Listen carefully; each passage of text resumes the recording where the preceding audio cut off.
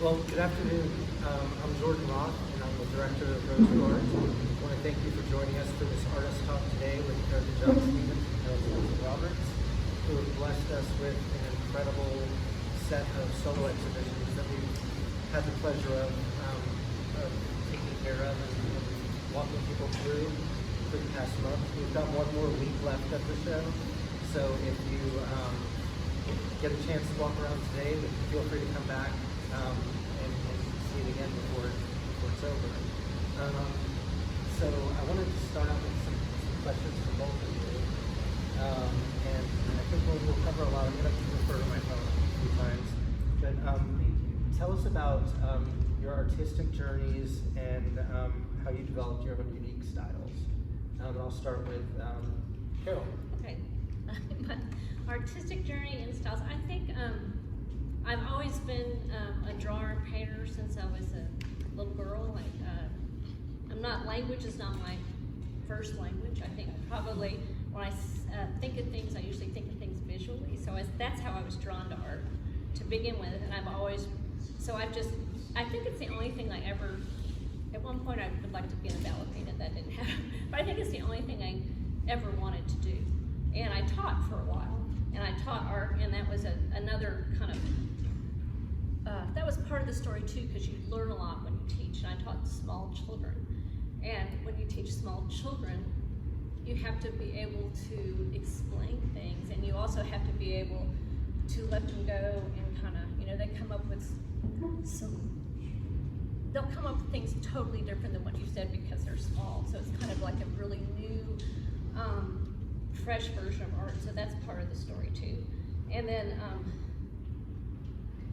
the way I draw, I use a lot of I like to make marks, and I like the way that marks, you put one mark and that's one thing, you put another mark and it changes everything else on the page. And it's a very small change, and then as it covers the paper, it's almost like a journey with the mark. So, is that and Yeah. Okay. So they kind of lead themselves. They lead themselves, and even though my stuff is narrative and it's kind of, you know what it is, it's representational. It's also, there's some abstractness to it too, because I like the way the patterns and the light and the colors affect each other. That doesn't have as much to do with the narrative as the structure. Yeah. That's what I'm trying to say. Awesome. And so basically the question was, tell us about your artistic journey and how you developed your style. So I did art a bit when I was young, but I was more of a reader and a writer. I really thought I was going to grow up to be an English teacher and a writer. And I went to college for that, and it was I was a senior in undergrad. I took an art class to kind of fill that requirement, and went, I think I've got it wrong. I think I picked the wrong thing. So I took another, and I ended up double majoring in art and literature, and decided to, because then at that point I had to decide, like, okay, well, which one am I going to explore further and journey with further? And I ended up deciding that art was the way I wanted to go, because it's the most challenging thing I've ever done. And I think that's why I was so engaged in that class that I took, because it was difficult in a way that I hadn't experienced before. The problem solving involved in visual arts and fine arts was difficult for me in a way that was really exciting. So I decided, I always knew that I wanted to be a teacher. Like, the whole reason I even went to college was I knew I wanted to be a teacher. So grad school, I decided on a cultural studies program. So I have an MFA, but instead of it being a studio, and we had studios, but instead of the focus being studio-based, the focus was theory-based. And I went to a school that also allowed me to take classes from their creative writing MFA as part of the credit for my cultural studies and visual arts MFA. So all along I've been doing, I ended up making a path that I didn't have to choose between the art and the writing. They until this show, I still had kept them a little bit separate. Like, I was an artist and I was a writer, is kind of the way I looked at it. The show before this one, I produced a series of paintings and I wrote a book of poetry, kind of that were thematically similar. And that's the book that I have here. This is the first show that I've ever included the words and the writing as part of the show and said, like, these are, I want the words to also exist as visual works of art. And another thing about me that I've always done is the title is part of the work. So without the title, there's a conceptual aspect of the work that is missing. The pieces still stand on their own. I want them always to. But when you put the title with it, the written word and language is part of the work as well. And it's, as I've journeyed down, I've started to realize that it's bigger, it's more than I realized. The role of language in my work is more than I had previously realized. That makes sense. And it shows that you've got the right background for that interdisciplinary approach and like a true appreciation for it. And I wasn't using it. Like, yeah. It wasn't, I finally went like, what are you doing? You've discussed this a little bit, but how does your background and your personal experiences influence your themes in art? I'll ask you first. Well, I'm a woman who grew up in the 60s and 70s, and I think I am what that all meant. I grew up in a large Irish Catholic family, and we used to go to church every Sunday. And the most interesting thing I ever thought about church was all the paintings and the crucifix and stuff and the little medieval paintings. And I think that's and most of I've always kind of drawn like that with little, small figures and lots of other things around them, like those things in the Catholic Church. And currently, so I used to do mostly interiors, and I think that's when I was at home and I was working.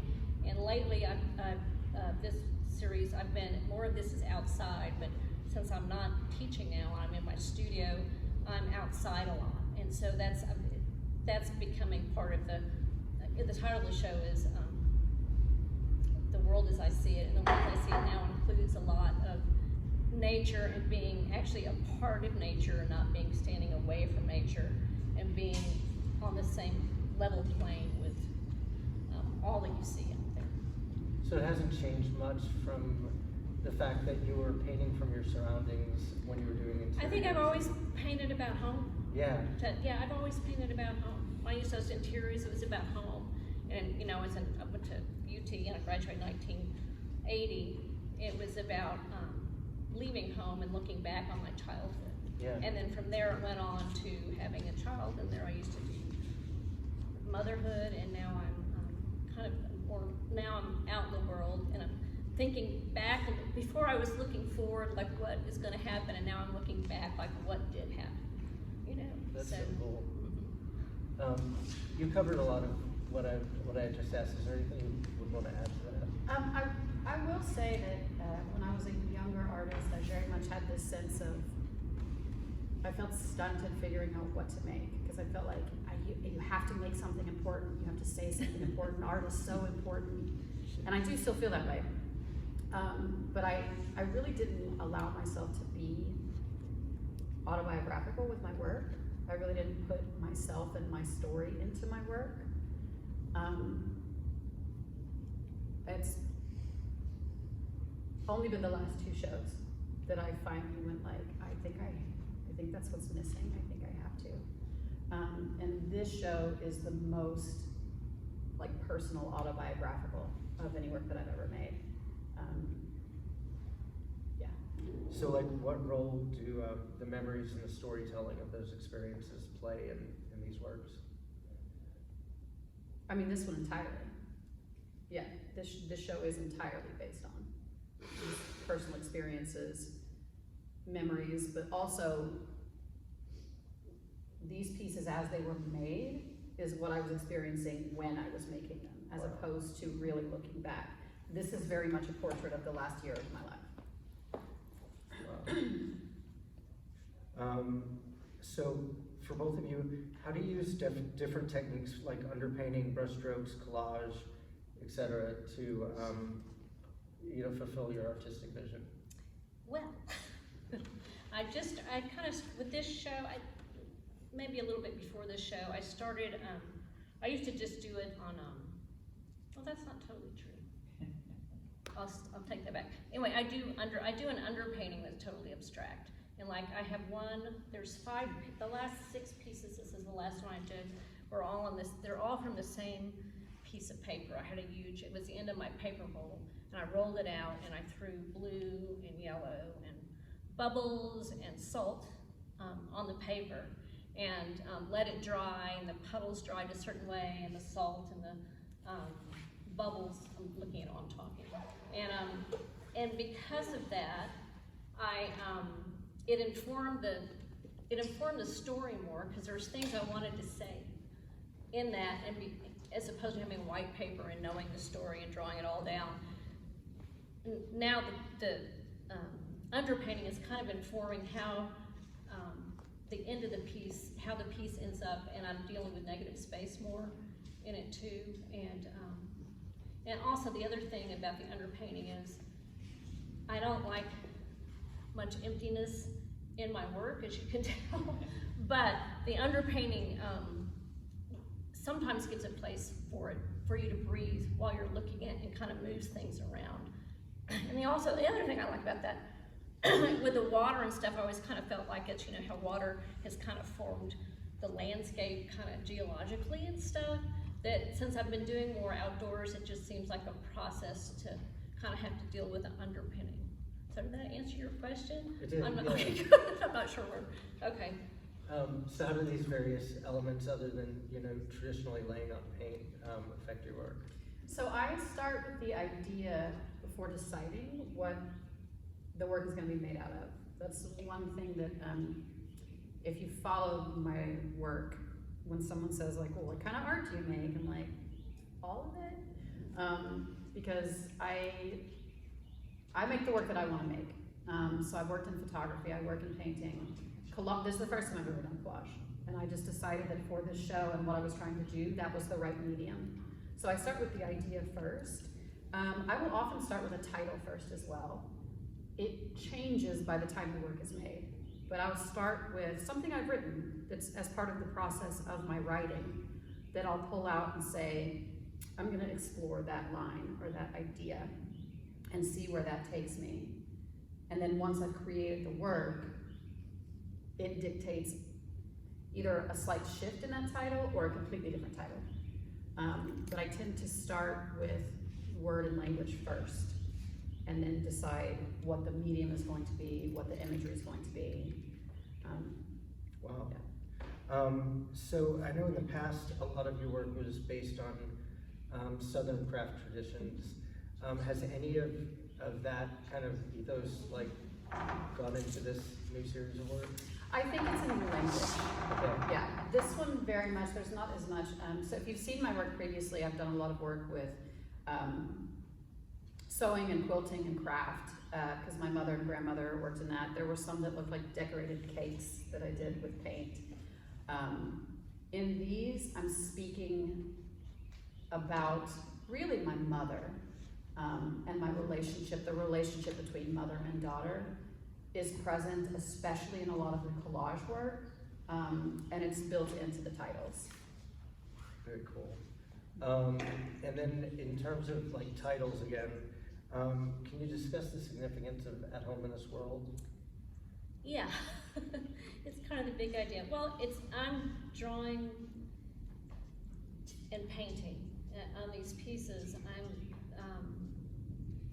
I'm thinking about the world that I would like to see. Is not always the same. I'm also thinking about being a part of it, being a small part of it. While the figures are small and the marks and the leaves are big, and it's about being a part of the whole, of being a part of the world.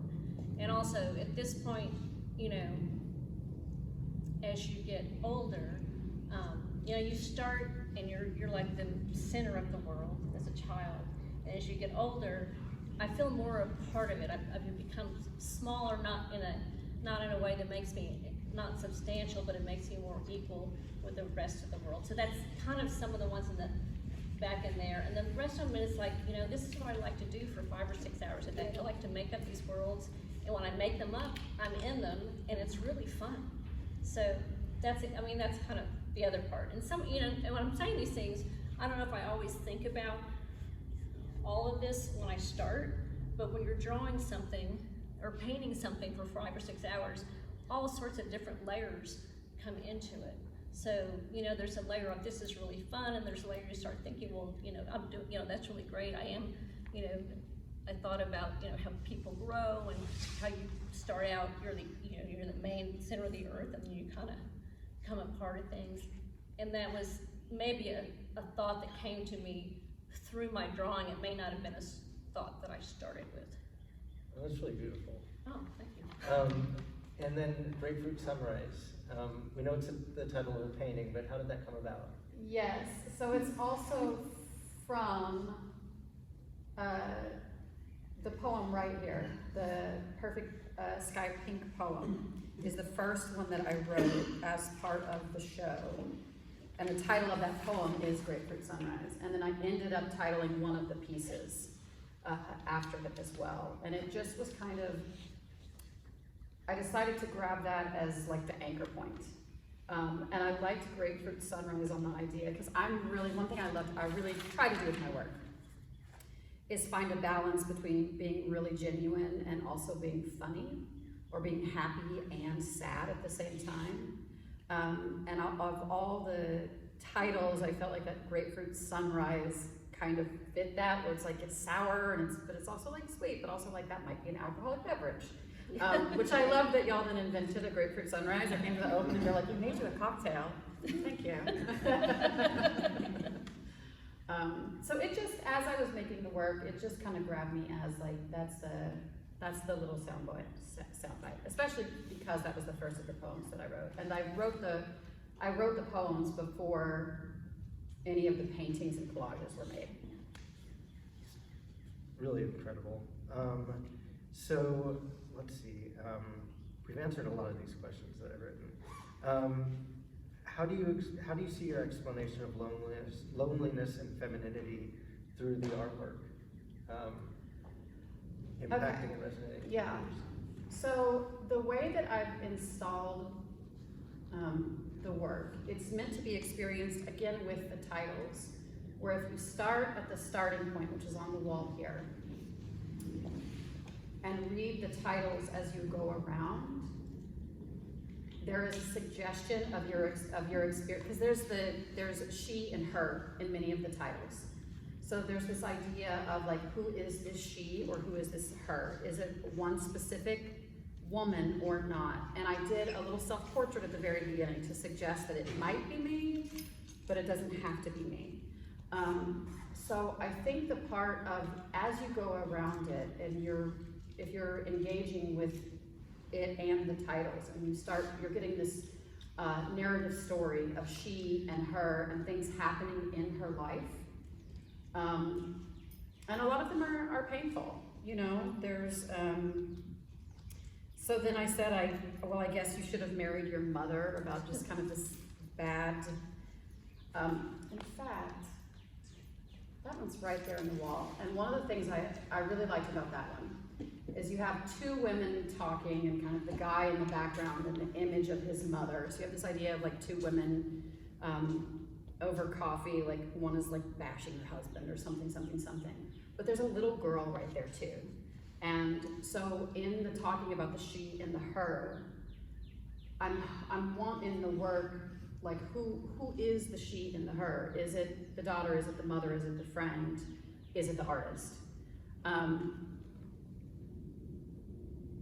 And then I think just kind of spatially, that in the collages, we have these illustrations or representation of the her. But then in the paintings, it's someone looking. And often there's a real sense that there's only one person there looking. And that's the her. And that's the her. Yeah. It's meant to be the her. But then of course when you're standing there, you are the her. Yeah. Very cool. So how do you navigate the balance between art as a form of self-expression and as a medium for social commentary? And there are two parts to this. In your part, in particularly, well, actually, it relates to both of you. Particularly in relation to themes of womanhood, and then also for you in loneliness. So the statement I made earlier about when I was a younger artist and I had this sense of like, what am I supposed to do? It's supposed to be important. It's not important. And I kind of just, not gave up, but gave in and said like, well, I'm just gonna make art about myself. Now I think I'm actually making something important. That I'm trying to be in a space where I'm speaking about universal ideas. I'm saying the things that I needed someone to say to me 10 and 20 years ago. But I'm saying it through an authentic voice because it's my specific experience. And so as personal as this work is, I feel like this is the first work that that is actively, as a cohesive show. I've made individual pieces that I would absolutely say, like, this is an activist piece, this is a feminist piece. But as a cohesive show, this is the first one that I would really say, yes, talk about the social activism in this one. Talk about this one through a feminist lens. Please go for it.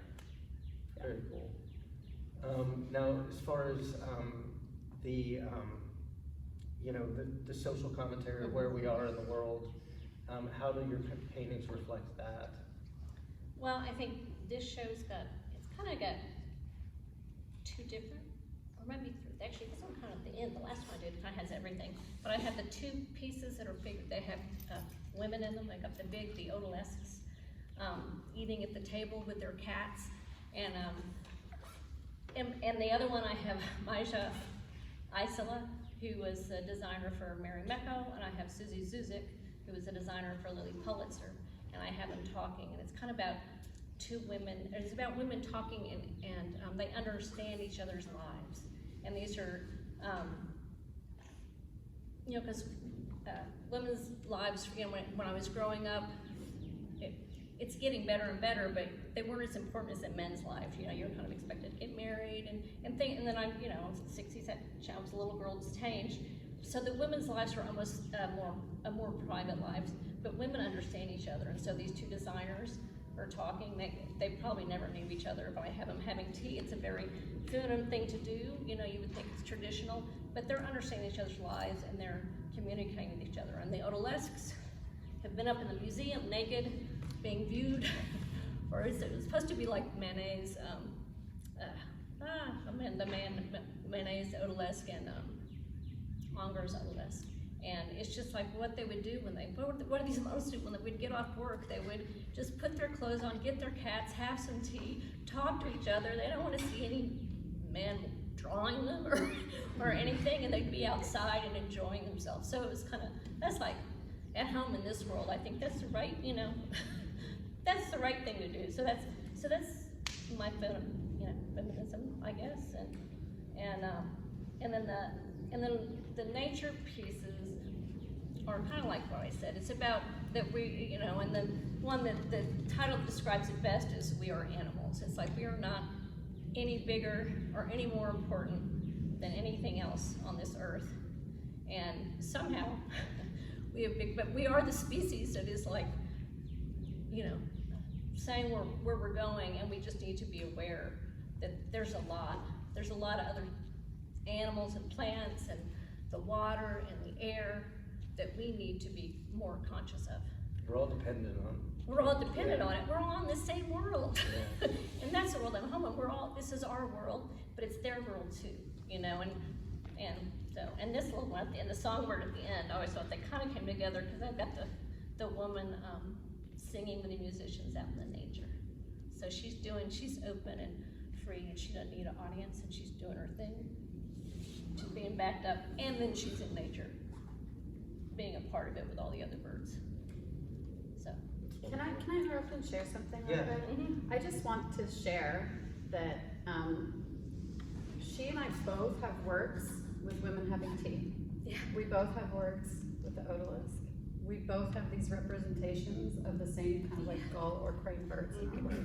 That's interesting. We did not see each other's work before the show. No. And if I can share with everyone, so one of the things that happens part of the process here at Row 2 that I really love is when it's time to have a show, they ask us, who would you like to show with? What other artists would you potentially like to show with? And then we'll reach out to them and see if they are available to have a show. Carol and I said each other not knowing that we said each other. So no one had to reach out to anyone because they were like, oh, well, I guess we'll just put them together. And we hadn't talked until the day we dropped off the work to install the show. We don't hang out. No, we know each other's work. We go to We each know each other's other's work, openings. yeah. We just are admirers of each other's work. Two women understanding each other. And just showed up and it was like, huh, yeah. No, that's perfect. That's what I'm saying. So, let's see if I think we covered just about everything. What emotions or messages do you aim to evoke in your audience through the use of vivid colors, whimsical shifts in scale, and subtle surrealism? I think most of us heard that. Okay, there's a train. Let me share too. This train goes right by and through Deep Ellum and past the old Gin Studios, which is where I that's got where the studio when I first And we moved here met from there. LA, and we met there because we had We studios. traded a shop back. Yes, yes. The very first time I met you. So our train is still with us. So the question was, what emotions or messages do you aim to evoke in your audience using vivid colors, whimsical shifts in scale, and subtle surrealism in your pieces? Sort of both of you. I don't know. I mean, I hadn't thought about that. I mean, I think the colors, I like the dark, they're kind of different. I've kind of got like a yellow palette, kind of like a greeny blue palette, and I think that's kind of a lushness and a more kind of a jungly, kind of atmospheric kind of. I always think of it as kind of a. It's even though there's no shadows or stuff, I always think that it's either like the end of the day or the beginning of the day. And the yellow is kind of it's kind of exuberant a little bit. And so I think the colors they add feeling to it. And sometimes, like when I start with the underpainting, and like I said, there's layers, and I'll start, and then all of a sudden I'll be thinking, because when I work on these things take me, these beautiful pieces I do take a long time. And when I start it, I may end up finding more things out about it as I go, because I'm going through it.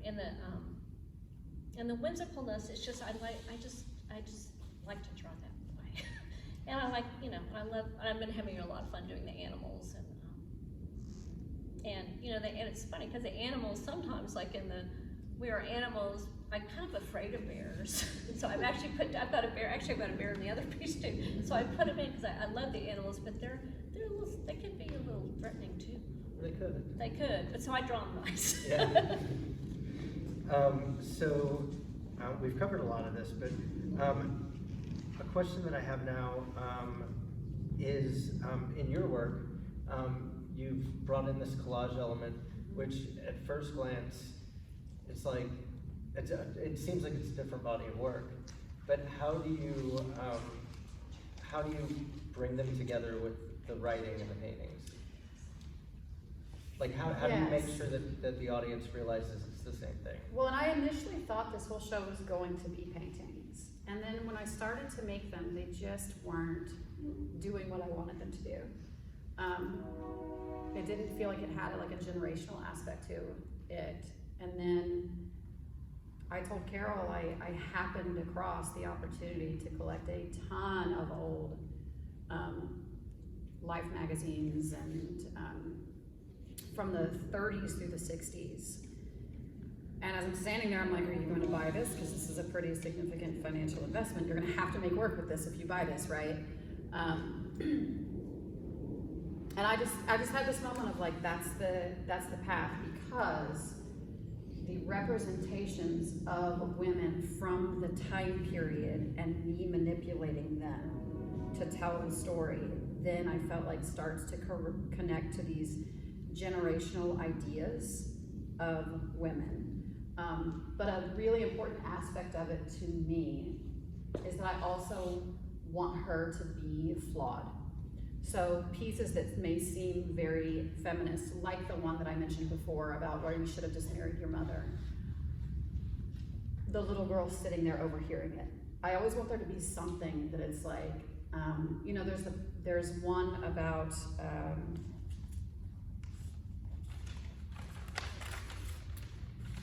let me get the title correctly.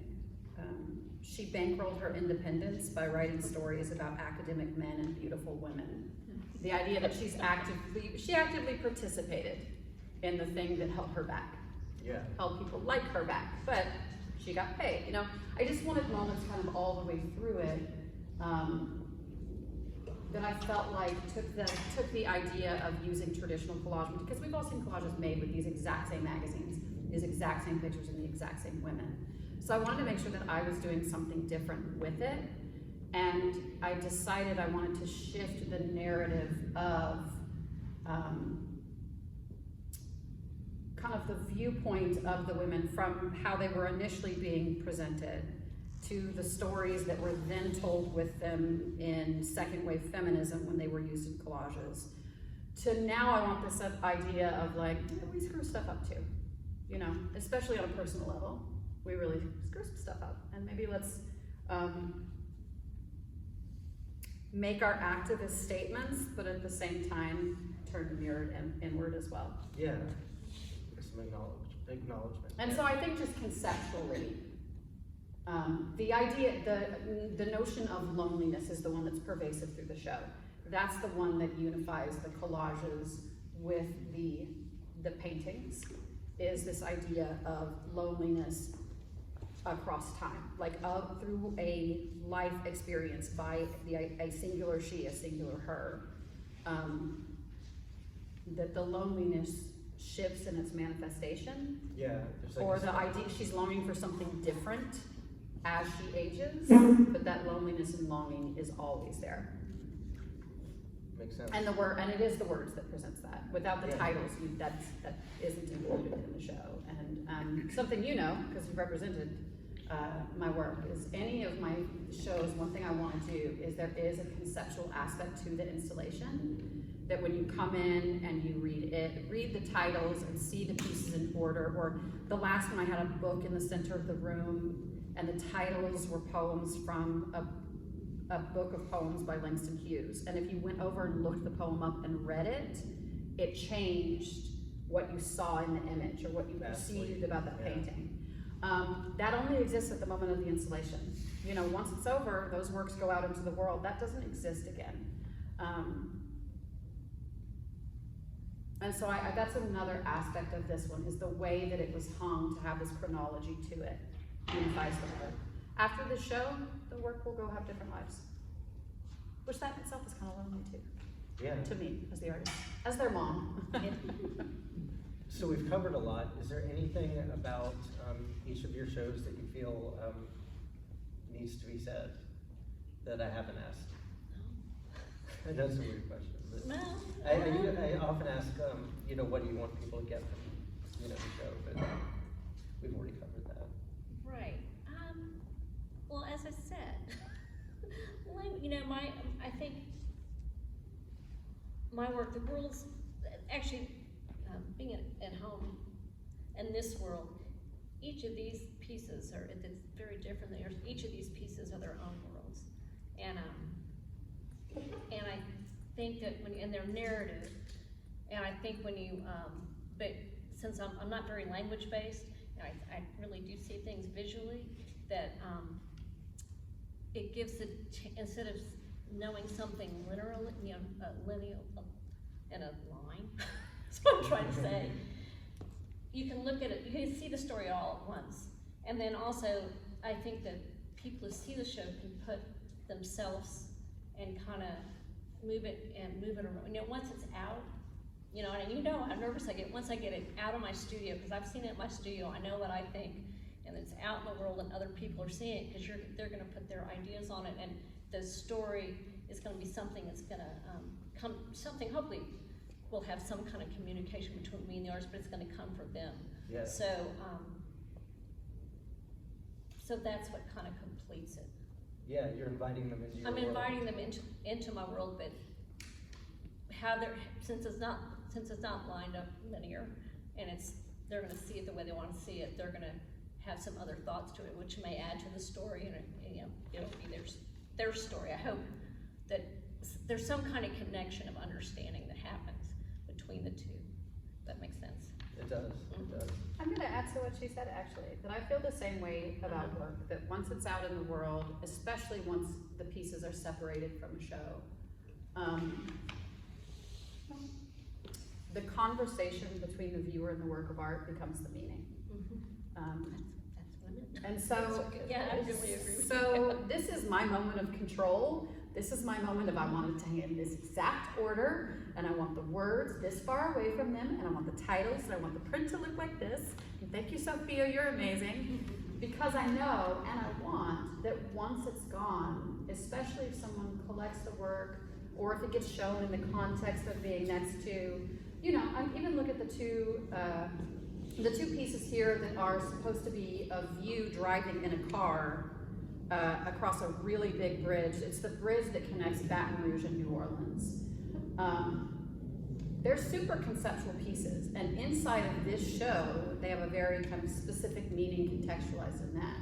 But if one of them were to get hung in a show with one of Carroll's work, it becomes completely different. It becomes about nature. It becomes about our viewing of nature and kind of how we are positioned in relation to nature. And I want that piece to also mean that. And so one thing that I really love about the shows is I do go like full control freak, because as soon as it's done, just like go live out in the world. Because I want I really want the viewer to be part of the meaning of the work, especially after the work leaves me. That's wonderful. I'm going to open the floor to questions. If anybody has questions for the artist, Brantley. Totally. I've got a couple of questions. I guess first, Carol, I know you talked about a little bit when you say you kind of prep the page, like kind of in an abstract, colorful kind of way. In a couple of your drawings, there are these borders. Oh, yeah. Right? And I love that, like, the border, like, it functions like as a border, but at the same time it's integrated into each piece. And like, so the border is constantly kind of being denied, but it's still very obviously there in some instances. I was just wondering if you could elaborate on that. Yeah. Well, let's start. Yeah, it started the last. I guess the last. I'm sorry. These are so beautiful. Still want to put them down. So this is the last one I did, and you can see the little cranes walking outside the border. And that's the first time we did it. And I started the borders because, when I usually I do paintings, I usually have a little sheet beside me where I'm taking on, because I use really tiny brushes and calligraphy pens to do this work, and so I always have something I'm kind of painting on to, and I always really like that. I really like that, so I thought, well, I'm just going to do it. That was the very first thought. I'm just going to do that, and then I do that on the paper. So, and actually, that's not really the first place that led me there. So I took a watercolor class a long time ago, and the professor used to have us tape off a border to have it go in. So that's kind of where that started a long time ago. And then I started making the marks, and they're marks, and tried things out on the border part because it's a color, and I could, just for technically, I could see how it would look on top of the rest of it. And then, like I said, things start slowly. And then after I saw, oh, this border is actually a window looking into something, and that's where kind of at home in this world, it really kind of makes it a separate, it's kind of its own little world. Like this is, the border's kind of outside, and then you go inside, because like she's cut off, so she's inside and that's outside, and I don't know, I just was playing with that. I responded really well to it, because it's almost kind of like, it's telling us kind of where the narrative kind of ends and begins. Right. But it also, I love the way that in some instances it starts breaking down, and like, it's almost like the composition or like the world that you're creating is kind of starting to seep out. Right, into and because I did the border, you know, it was already, all the water had already done that, you know, the watercolor had already settled in certain places.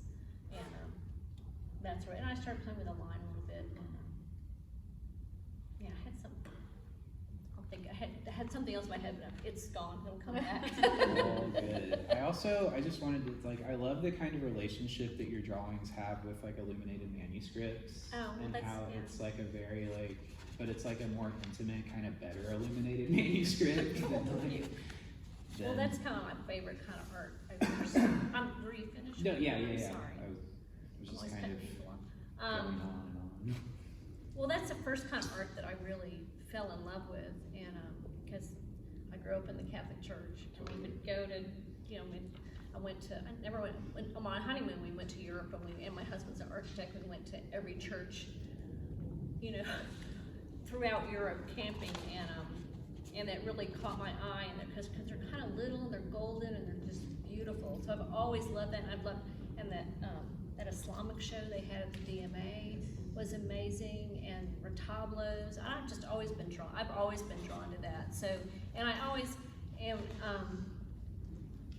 And when I saw those, I just think it's a really good way to tell a story. Actually, Totally. you know, it's all in one place, and it's small, and you've got the environment. No, yeah, that's great. I'm glad you brought up narrative, because that leads me to my question for Erica, was that there's this, I love the kind of connection that, like, each of the different materials that you're, like, operating within, kind of this through line, and this through line that is that kind of narrative.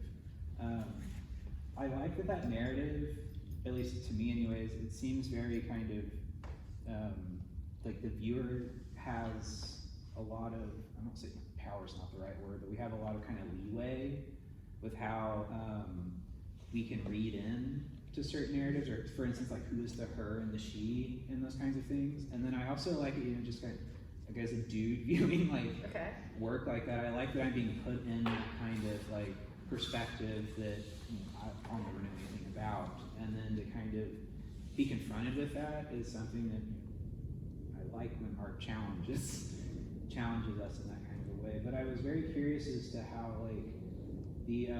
like the paintings themselves, and like for instance like the collages and the words, how like where was that kind of convergence point for you, if that makes sense? And have you found that convergence point, or is that something that's still kind of working itself out? Tell me what you mean. Like, is there one single form that's going to capture everything? I don't think that I'm necessarily looking for like something, you know, that yes, like all of a sudden everything's going to come together and that makes sense. But I do like the idea that there is like different pathways, and then they kind of start crossing each other in some kind of, well, literally streets cross. Okay. And then I think that there's this nice narrative relationship that starts kind of popping up as we kind of go on the journey of the narrative you're setting up. And I like the shifts that start happening. It's almost kind of creating like a separate pattern. Yes. Or something. Okay. Does that make more sense? Yes. Yes. So there's lots of things hidden in here. So for example, Venus behind me here is one of the earliest pieces.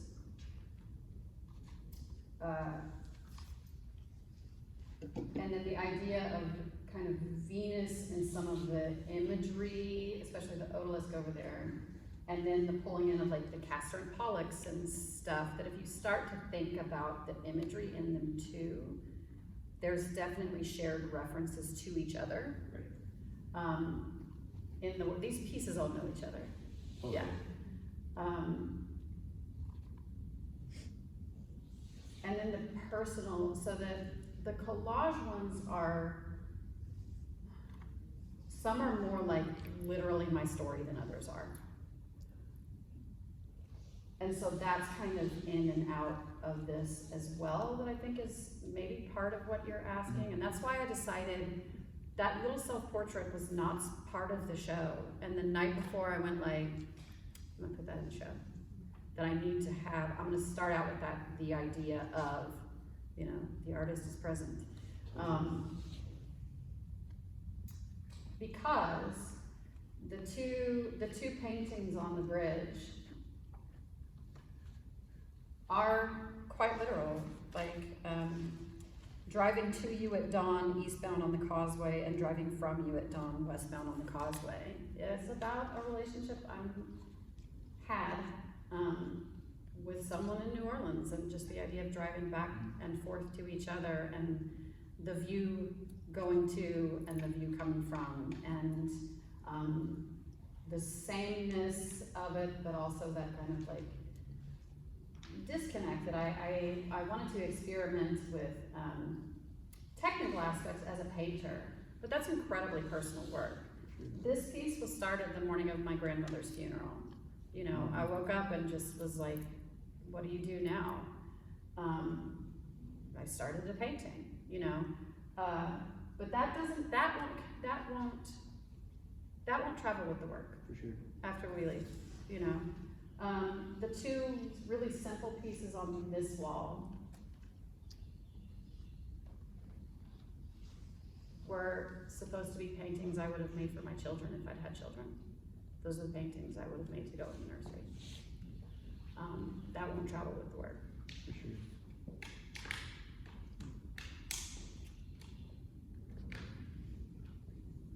I forgot what the question was. But No, for this me, is- so yeah, for you're me, doing this like, awesome. for me, I think my answer is it's already there. Yeah. I don't know if it's already there, but it's really, really, there's some real deep Easter eggs in this stuff, For sure. you know.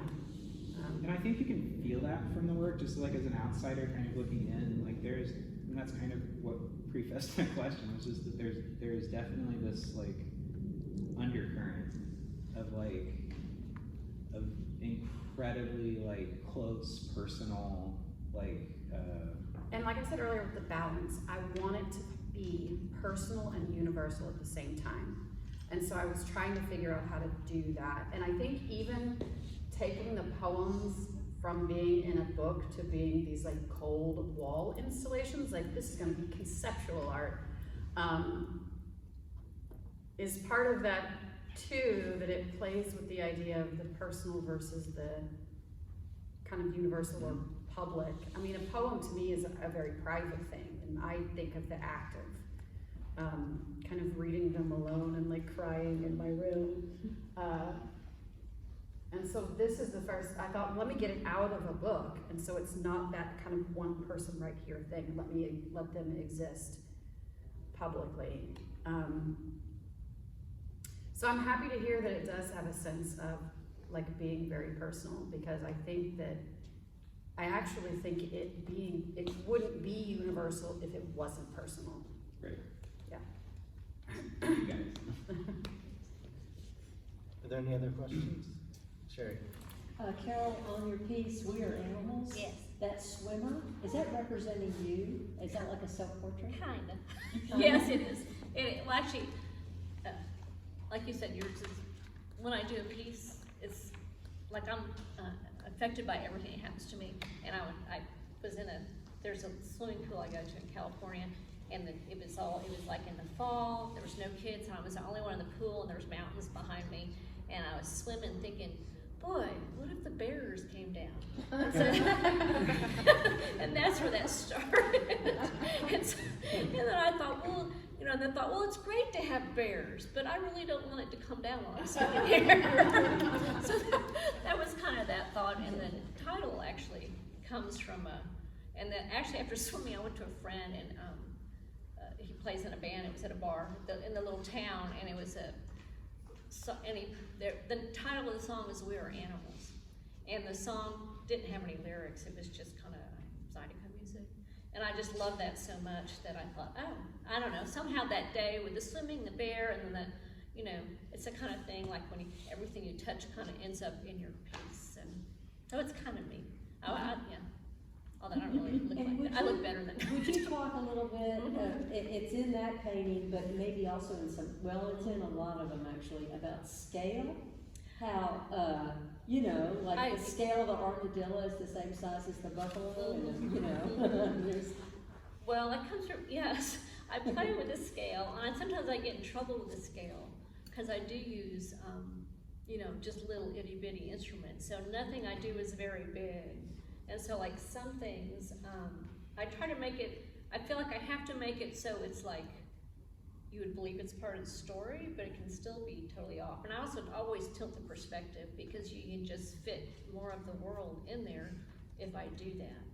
So the scale's kind of like, I might start at one, like I think the woman in this one, because you can see this one, it started with her, and she's kind of small, and so those birds are probably would be that big, but then you couldn't see them. So I just have to, so I do that, and I know it's like not like perfect, but it's like, you know, it's a drawing. So that's the world I'm at home in, and I can, so I say that I can do it how I want to, as long as it's read. And the other part is the you know, whoever's looking at it has to be able to understand it a little bit. I can't get, so I play back and forth, and then also with the, you know, I like medieval stuff and Islamic stuff and the retablos and all that kind of stuff, and that scales all really funny too. Ken? Yes, I have something to say about both of your works. I was going to start with Erica. Seeing your work for years now, I always get really excited about the materials that you use that change over time, and something that always